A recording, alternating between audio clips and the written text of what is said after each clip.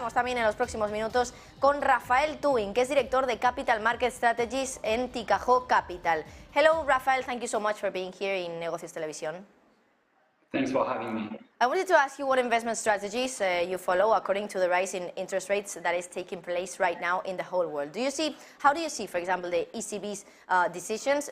Could you make a comment, for example, on the rate hikes? Yeah, I mean, it's a difficult year for risk assets. It's a difficult year for investors. We had markets going down across the board. So equities market and fixed income market are down big, which is unusual. Usually one offset the other, looking at government bonds. And the main reason here is that the market got surprised. The market keeps pricing what central bankers call a soft landing, you know, this idea that inflation is going to go back down very quickly, that the inflation is more transitory than structural on the one hand, and on the other hand, that recession is unlikely, that, you know, the economic deceleration we are seeing now is going to be mild. So that's the positioning of the market right now. We are a bit dubious ourselves at Tikehau. We feel that inflation is very structural, that going forward, the cost of doing business for companies will increase, will be higher than what it used to be. You know, it has to do with taxation rates, relocalization, the energy mix being more expensive than it used to be, and those are long-term factors. And at the same time, we also witness the fact that, you know, the economies are slowing down hard, and that the potential for recession is high. So as long as the market keeps pricing this soft landing scenario and keeps being a bit complacent about the potential for the economies to slow down and for inflation to stay elevated, you know, the ECB is going to do what it has to do. We're going to see this hiking rate cycle coming up. And there will be room for risk assets to underperform. You talked about recession right now. In view of the recession that seems to be looming, Raphael, do you expect the markets to continue to fall as a result of that recession? Well, looking at valuation, it's true that valuations have come down significantly so far. The market is starting to reflect some of those concerns. Looking at multiples in equities, we are now back basically to long-term averages, a bit above in the US, a bit below in Europe, that were roughly at the averages. Looking at fixed income, you know, the correction has been more pronounced, and now we are starting to see some real discount in the prices in the credit space, for instance. We feel, though, that if recession was to hit, and if the recession we're talking about was deep, there will be an additional potential for downside, because those valuations, although they came down, are not reflecting yet recession levels. So we are still cautious. We want to be patient. We need to see valuation going down. That said, so far this year, what is probably new compared to previous cycle is the fact that the fixed income space has underperformed a lot.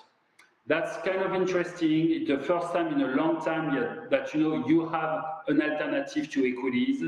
You have some reasonable yields now in some space of the fixed income, some sectors, some segments. And so maybe we will be able, in the asset allocation going forward, to rebalance a little bit toward fixed income, which on a risk-adjusted basis seems increasingly more attractive compared to what it used to be.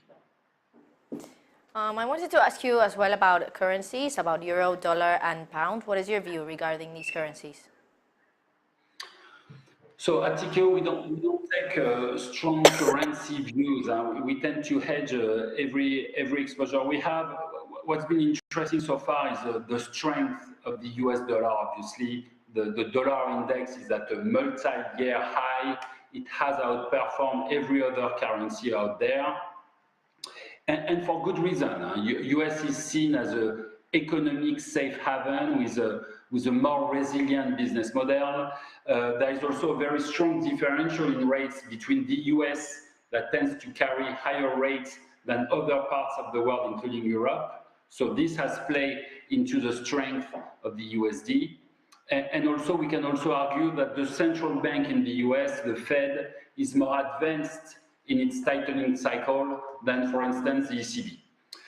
That said, we feel, this probably has come a very long way.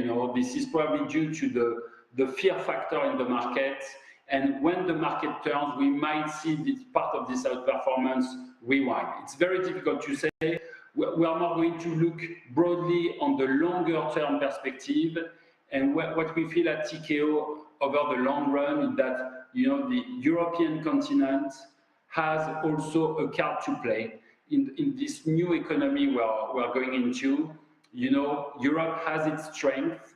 The relocalization process that we are going to see increasingly with supply chain being reallocated locally might play into the strengths of Europe as well. The shift towards more sustainable economies, a stakeholder economy with a more virtuous energy mix, and the shift towards green energies is also going to be a long-term factor for Euro. So long story short, we are optimistic on European and on the Euro long-term prospects for investors. I wanted to ask you also about your investment opportunities, those that you're seeing right now in the current situation. And is there any other sector that seems particularly interesting to invest in given the current market situation?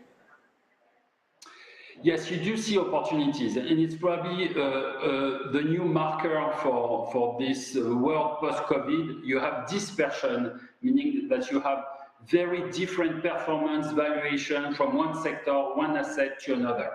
And so within this dispersion, you do have opportunities. So I was mentioning fixed income relative to equities. Fixed income is more attractive, I would say. Keeping duration low is probably a good idea. Getting very selective in asset allocation is another one, but rebalancing towards fixed income is something we look into. On the sector kind of point of view, what we are looking at is we're trying to be very focused in quality names that tend to be more resilient in a recession environment, names that have a real pricing power to pass through inflation costs to the customer. And those names can be found left and right. So you have a lot of staples names that you can see, like names like Colgate, Unilever, Reckitt Benckiser, Beiersdorf. All of those names show resiliency and are not very expensive right now in terms of multiples. So that's one idea. We can also mention among some of the very large techs, the very large technology company in the FANG, index. You have some high-quality names with very strong growth, very high margin, which have been discounted tremendously with very strong underperformance. There is probably room here to redeploy as well. And then left and right, like for investors to be focused on, high-margin businesses, high return on capital employed, best management, low leverage on the one hand, and reasonable valuation on the other hand. This combo is available in the market and should deliver better performance over the long run. Raphael Thuin, Director at Capital Market Strategies in Tikehau Capital. Thank you so much for being in Negocios TV.